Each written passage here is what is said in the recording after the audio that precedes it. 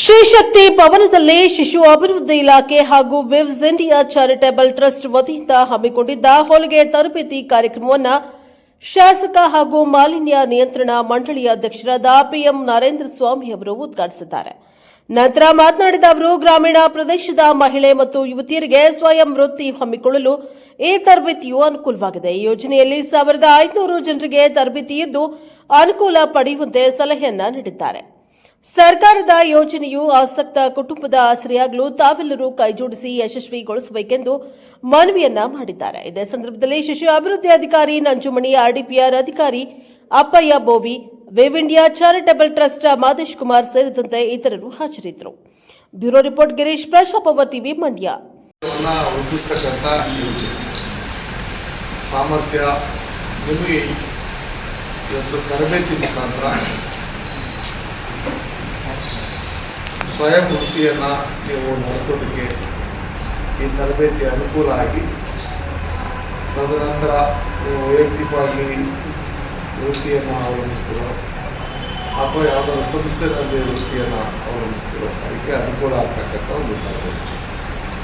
ಈ ತರಬೇತಿಯನ್ನು views India charitable trust ಹಾಗೂ ಒಂದು ಟ್ರೈನಿಂಗ್ ಸೆಂಟರು ಸಮರ್ಥ ಇವರ ಜವಾಬ್ದಾರಿಯಲ್ಲಿ ಈ ಒಂದು ತರಬೇತಿ ನೀಡಿದ್ದಾರೆ.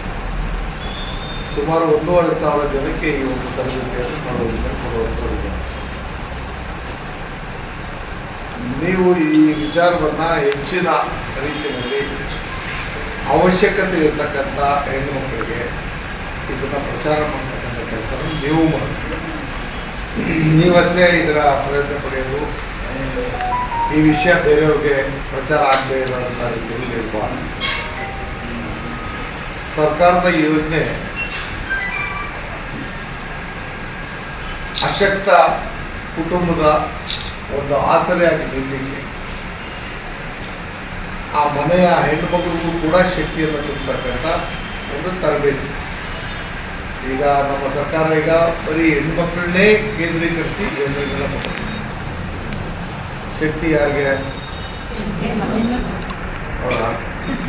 ಆಮೇಲೆ ನೀವು ಹೇಳಿ, ಗೃಹಲಕ್ಷ್ಮಿ ಹೌದಾ, ಗೃಹ ಜ್ಯೋತಿ. ಈಗ ಸಂಪೂರ್ಣ ಸಂಸಾರದ ಜವಾಬ್ದಾರಿ ಮತ್ತು ಜೀವನದ ಜವಾಬ್ದಾರಿ ಮತ್ತು ಸಮಾಜದ ಜವಾಬ್ದಾರಿ ಹೆಣ್ಣುಮಕ್ಕಳ ಮೇಲೆ ಅವಲಂಬಿತ ಆಗ್ತಾ ಇರ್ತಕ್ಕಂಥ ನಗಣ್ಯ ಅಥವಾ ಕಡೆಗಣಿಸಲ್ಪಟ್ಟಂಥ ಸಮಾಜ ಇತ್ತು. ಸಂವಿಧಾನದ ಮೂಲ ಆಶಯ ಬಾಬಾ ಸಾಹೇಬ್ ಅಂಬೇಡ್ಕರ್ ಅವರು ಹೆಣ್ಣಿಗೆ ಸಮಾನ ಸ್ವಾತಂತ್ರ್ಯವನ್ನು ಕೊಟ್ಟರು, ಸಮಾನ ಹಕ್ಕುಗಳನ್ನ ಕೊಟ್ಟರು. ಆ ಒಂದು ಸಂವಿಧಾನದಲ್ಲಿ ಹಕ್ಕಿರಲಿಲ್ಲ ಅಂತಂದರೆ ಅಪ್ಪ ಅಮ್ಮನ ಹತ್ರನೂ ನೀವು ಕಡೆಗಣಿಸ್ಬೇಕು ಬರ್ತಿದ್ರಿ, ನೀವು ಮದುವಾದ ಮನೆಯಲ್ಲೂ ಕಡೆಗಣಿಸ್ಬೇಕು. ಆ ಸಂವಿಧಾನದ ಹಕ್ಕು ನಿಮಗೆ ಸಿಕ್ಕಿದೆಯಲ್ಲ, ಆ ಕಾರಣಕ್ಕೋಸ್ಕರ ಇವತ್ತು ಸಮಾಜದಲ್ಲಿ ಹೆಣ್ಣು ಕೂಡ ಸಮಾನಳು. ಹೆಣ್ಣು ಅಂತಂದರೆ ಮುಖ ಬಂದಿದೆ, ಹೆಣ್ಣೆತ್ತಂತ ಹೆಣ್ಣೆ ಇನ್ನೊಂದು ಕಡೆ ಹೆಣ್ಣು ಹುಟ್ಬಿಡ್ತಲ್ಲ ಅಂತ ಮುಖ ಬಂದಿದೆ. ಯಾಕೆ ಅದು ನಮ್ಮ ಸಮಾಜದಲ್ಲಿ ಬೆಳೆದು ಬಂದ್ಬಿಟ್ಟಿದೆ ಅಂದರೆ, ಹಿಂದಿನಿಂದ ನಮ್ಮ ಭಾರತ ದೇಶದ ಸಂಸ್ಕೃತಿ ಪರಂಪರೆಯಲ್ಲಿ ಹೆಣ್ಣನ್ನು ಒಂದು ರೀತಿ ಗುಲಾಮಗಿರಿ ಸಂಕೇತವಾಗಿ ಬೆಳೆಸ್ಬೇಕು. ಇದಕ್ಕೆ ಮುಕ್ತಿ ಆಡೋದು ಬಾಬಾ ಸಾಹೇಬ್ ಅಂಬೇಡ್ಕರ್. ಇದು ಜಾತಿ ಧರ್ಮದ ಆಧಾರದ ಮೇಲೆ ಮಾಡಲಿಲ್ಲ. ಸರ್ವರಲ್ಲೂ ಪುರುಷನಿಗೆ ಎಷ್ಟು ಹಕ್ಕುಗಳಿದಾವೋ ಅಷ್ಟೇ ಸಮಾನವಾದಂಥ ಹಕ್ಕು ಹೆಣ್ಣಿಗಿದೆ.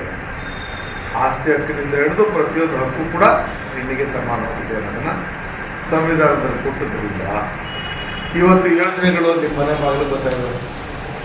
ನಮ್ಮ ಗ್ಯಾರಂಟಿಗಳಲ್ಲಿ ಯಾರ್ದು ಈ ಗ್ಯಾರಂಟಿನ ಬೈತಾರೆ, ನಾವು ಬೇಡ ಅಂತಾರೆ.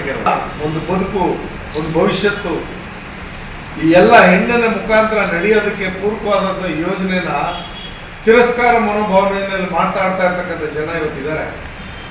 ಅವರು ರಾಜಕೀಯ ಪ್ರೇರಿತವಾದರು ಅಥವಾ ಈ ಸಮಾಜದಲ್ಲಿ ಕಪಿಮುಷ್ಟಿಯಲ್ಲಿ ಎಲ್ಲ ಒಂದು ಹಿಂದಿನ ಒಂದು ಸಂಪ್ರದಾಯಗಳಲ್ಲಿ ಕಟ್ಟುಪಾಡಿಗೆ ಒಳಪಡಿಸಿ ಅದೇ ರೀತಿಯಲ್ಲಿ ಈ ಸಮಾಜ ಇರಬೇಕು ಅಂತ ಬಯಸ್ತಕ್ಕಂಥದ್ದು.